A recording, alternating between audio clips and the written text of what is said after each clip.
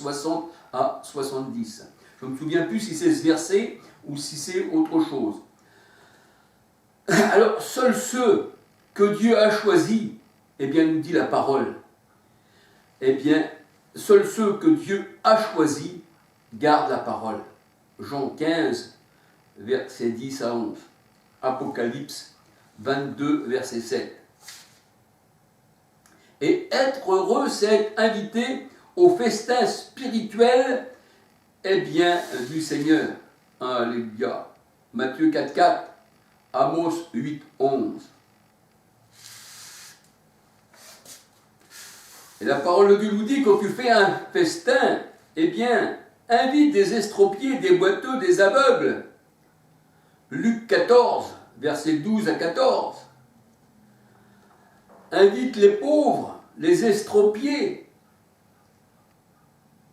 Mais les pauvres, les aveugles, les estropiés, ont un sens, représentent, eh bien, les enfants de Dieu sous le symbole de brebis. Ézéchiel 34, verset 31. Invite les boiteux, les extropiés, les aveugles, les sourdes. Et ceci, c'était, eh bien, les brebis qui avaient passé entre les mains des faux bergers et qui présentaient des brebis malades au Seigneur. Parce que c'était des faux bergers et le Seigneur ne les avait pas agréés. Malachie 1, versets 6 à 14. Mais le Seigneur Jésus, lui, le bon berger, eh bien, a guéri, alléluia, eh bien, ses brebis. Et il s'est mis en souci des brebis, tandis que le mercenaire, lui, ne se mettait pas en souci des brebis. Jean 10, versets 1 à 30. C'est pour ça qu'il est dit, eh bien, que Dieu viendra lui-même et nous sauvera et nous guérira, et le boiteux verra, et le sourd entendra, et l'aveugle, pardon, je ne vais pas me tromper, je suis parti dans un délire, excusez-moi. Le boiteux sautera, l'aveugle verra, et le sourd entendra. Mais ça, c'était les hommes, eh bien, que le Seigneur a guéris. Alléluia. Ésaïe 35, versets 4-5. Et le Seigneur disait que la bonne nouvelle, eh bien, était annoncée aux pauvres. Matthieu 11, verset 5. Et c'est pour ça que le Seigneur disait, quand tu fais un festin, invite des extropiés, des boiteux, alléluia, des aveugles. Pourquoi? Parce que la bonne nouvelle, eh bien, elle est annoncée aux pauvres. Quand tu fais un festin, invite des pauvres, des estropiés. Et cette bonne nouvelle est annoncée aux pauvres. Alléluia.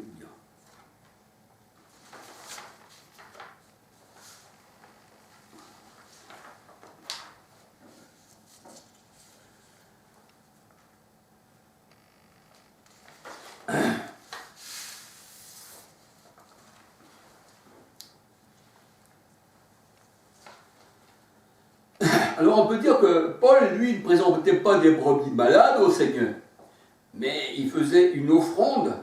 Et cette offrande, c'était les païens qui étaient sanctifiés par l'Esprit, alléluia. Ce n'étaient pas des brebis malades.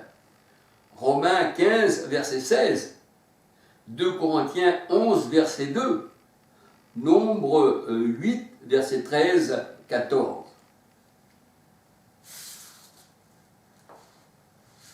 Alors la parole de Dieu nous dit, celui qui aime la vie, parce que Christ est la vie, alléluia, je suis la résurrection et la vie, disait le Seigneur, Jean 14, 6. Alors celui qui aime la vie et voir des jours heureux, doit préserver sa langue du mal et de ses lèvres des paroles de tromperie. 1 Pierre 3, verset 10, Psaume 34, verset 12, 14. Alors encore, heureux Heureux l'homme que Dieu châtie de la verge. Nous savons que la verge peut avoir plusieurs sens dans la parole de Dieu. La verge, ça peut être la parole. La verge, ça peut être l'esprit. La verge, ça peut être l'épée. La verge, ça peut être le bâton. Alléluia. Ça dépend des traductions, ça dépend où le Seigneur place sa parole pour que nous puissions la comprendre. Alléluia. Donc, heureux l'homme que Dieu châtie de la verge. On peut dire aussi de la parole. Job 5, versets 17-18. Hébreux 12, versets 5 à 11. Et là, nous voyons que les nations, eh bien, le Seigneur se sert pour les frapper d'une verge de fer. Alléluia. Elle n'est pas spirituelle, elle est de fer. Tandis que le Seigneur, lui, eh bien, la parole de Dieu, elle dit que le souffle de sa bouche, c'est une épée, c'est aussi un bâton. Alléluia. Proverbe 29, 15.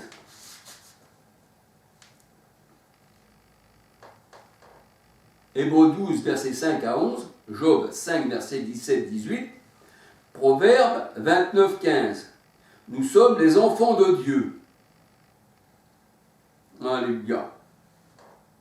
Et le Seigneur, quand il nous châtie, c'est parce qu'il ne veut pas que nous soyons, eh bien, entraînés par nos agissements charnels. Alléluia.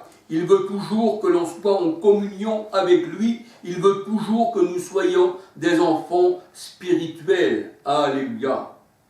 Et il nous châtie, alléluia, pour que nous puissions, eh bien, être comme il veut. Alléluia. Mais pas comme nous voulons être.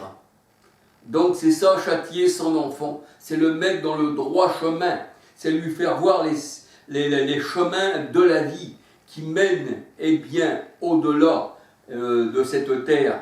Parce que le Seigneur, il disait, nous sommes d'en haut, eux, ils sont d'en bas. Alléluia. Ésaïe 11,4, il frappe de sa parole comme une verge. La verge est l'épée, alléluia, la parole de Dieu. Éphésiens 6, 17, Hébreux 4, 11, 12.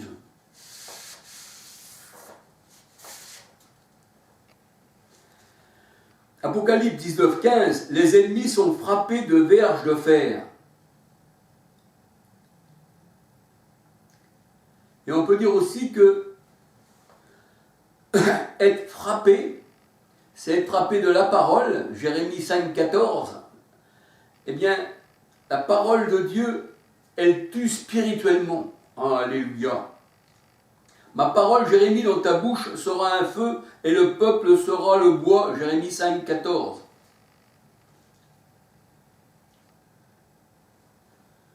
On peut dire qu'on tue par la parole. Osée 6, verset 5. Alléluia. Le souffle de la bouche du Seigneur. 2 Thessaloniciens 2, 8. Apocalypse 1, verset 16.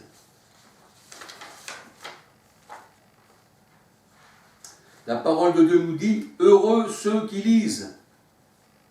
Heureux ceux qui lisent. Et quand on lit, eh bien, c'est la parole. C'est le livre. Livre saint, c'est les saintes écritures. Heureux ceux qui lisent.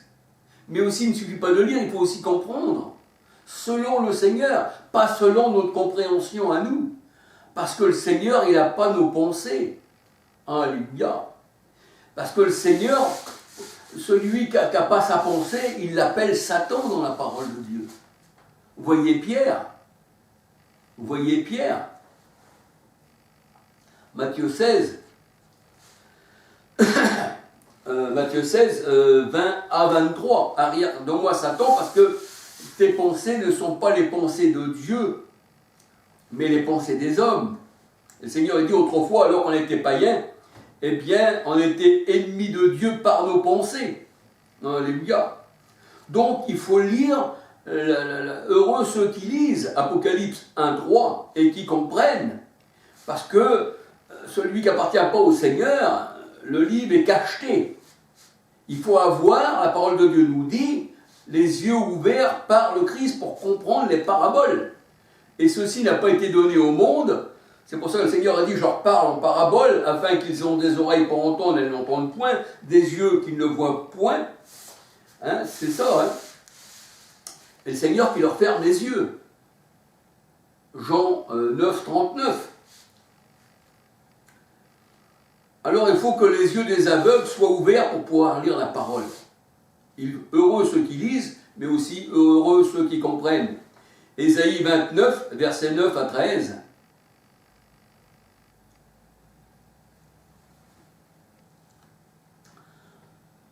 Ésaïe 29, versets 9 à 13. Ésaïe 29, versets 17, 18, 19. Matthieu 13, versets 10 à 19. Il faut comprendre la parole.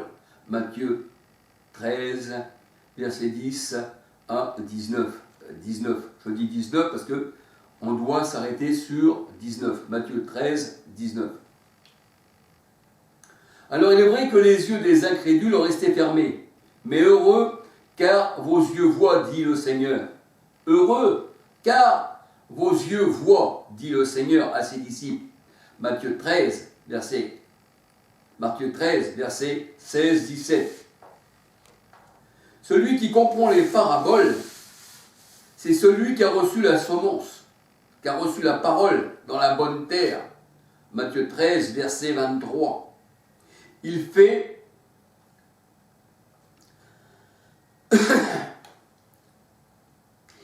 partie, la parole de Dieu nous dit, il fait partie de la nouvelle terre, c'est-à-dire de la nouvelle Jérusalem.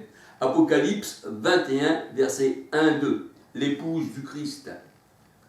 Parce qu'il comprend, il fait partie des disciples, il fait partie des hommes et des femmes qui comprennent la parole de Dieu spirituellement. Alléluia.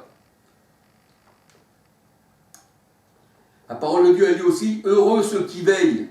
Heureux ceux qui veillent. Et c'est vrai que les disciples, eh bien, le Seigneur Jésus-Christ disait à ses disciples, en son temps, eh bien, veillez, parce que vous ne connaissez ni le jour ni l'heure, alléluia, où il y aura, eh bien, une catastrophe comme il n'y en a jamais eu dans le monde. Alors, heureux ceux qui veillent. Apocalypse 16-15. Pourquoi? Parce que la parole de Dieu nous dit que cette catastrophe qui allait venir dans le monde, eh bien, c'était aussi la destruction de Jérusalem. C'est vrai. Mais la plus grande des catastrophes encore, c'est quand, eh bien, c'était le jour de Christ. Alors, il fallait veiller pour ce jour. Apocalypse 16-15. Le jour de Christ devait venir comme un voleur. Et la parole de Dieu nous dit que personne ne connaissait ni le jour ni l'heure. Matthieu 24, 36. Et il est vrai qu'en ce temps-là, personne ne connaissait ni le jour ni l'heure. Alléluia. Même pas Jésus en tant qu'homme, mais en tant que Dieu, il connaissait toutes choses. 1 Thessaloniciens 5, versets 2 à 9. Ça, le jour, eh bien, de Christ. 1 Thessaloniciens 5, versets 2 à 9. Et la parole de Dieu, elle dit que les disciples n'ont pas été surpris comme des voleurs pour ce jour. Alléluia. Les disciples n'ont pas été surpris comme des voleurs. Ils n'ont pas été surpris. 1 Thessaloniciens 5, versets 1 à 9. Les disciples ne dormaient pas comme les autres. Le jour où Christ est venu, ils n'ont pas été surpris. Matthieu 24, versets 42, 43, 44. Matthieu 25, versets 1 à 13. Et c'est pour ça que le Seigneur Jésus-Christ disait que cette génération ne passera pas, que tout cela n'arrive. Matthieu 24, verset 34.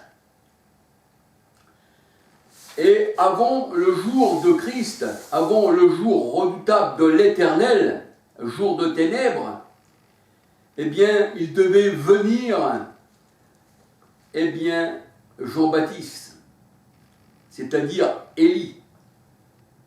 Malachie 3, verset 1. Malachie 4, verset 1, 2, 5, 6.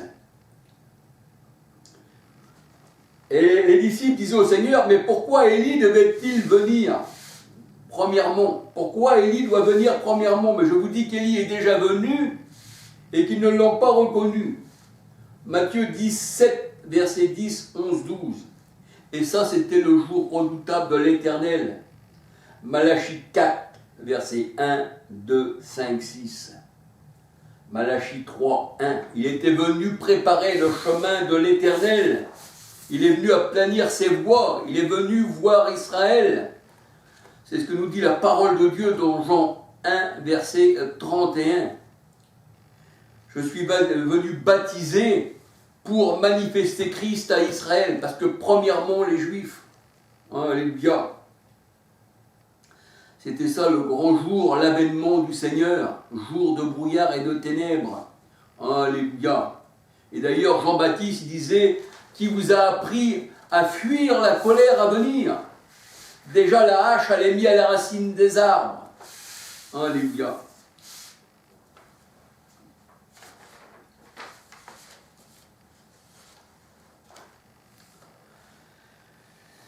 Alors la parole de Dieu nous dit encore, heureux ceux qui supportent la tentation, la couronne de vie est pour eux. Heureux ceux qui supportent la tentation, la couronne de vie est pour eux. Jacques 1, verset 12. Heureux celui qui reconnaît en Jésus-Christ Dieu qui s'est manifesté dans le corps du Christ, parce que le corps du Christ était le temple. Détruisez ce temple et en 3 jours je le relève.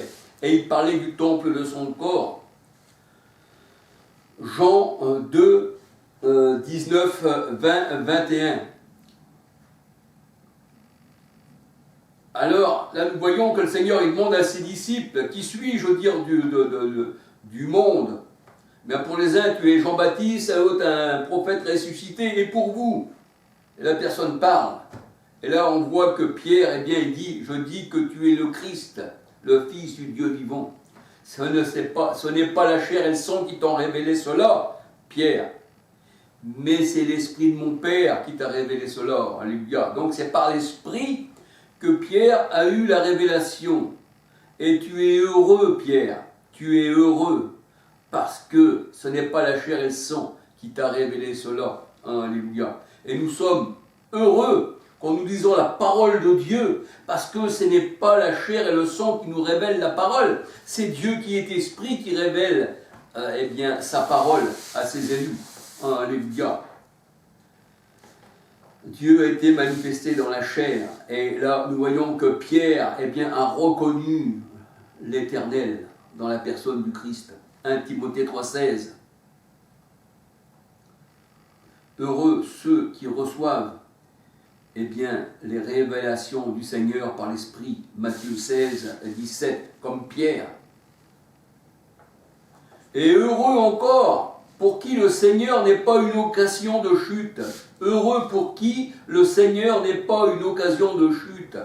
Matthieu 11, verset 6. Matthieu 13, verset 57, 58. Luc 2, verset 34. Cet enfant sera la chute et le relèvement de plusieurs. Alléluia. La parole de Dieu nous dit que la voie des méchants est comme les ténèbres. Proverbe 4, 19.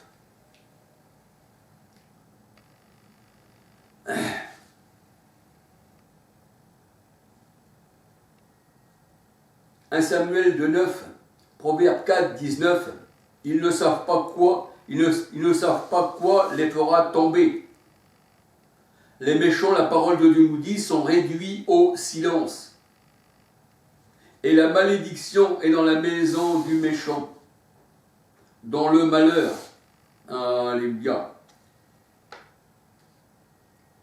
Et là, nous voyons que dans la malédiction, dans le malheur, dans le mal, dans le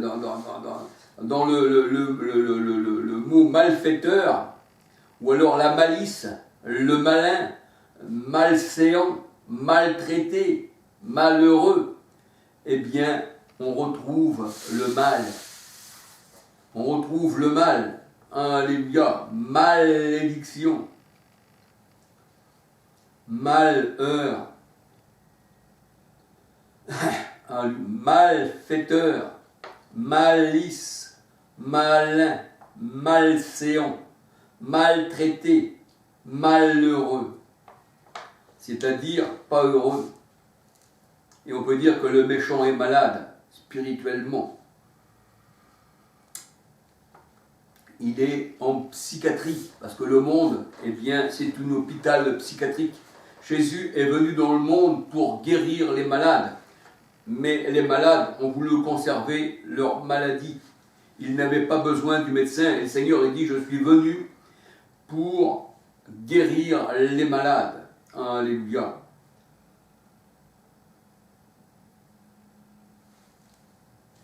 Mais le Seigneur est venu guérir les malades au niveau, eh bien, de la conscience, de la pensée. Alléluia.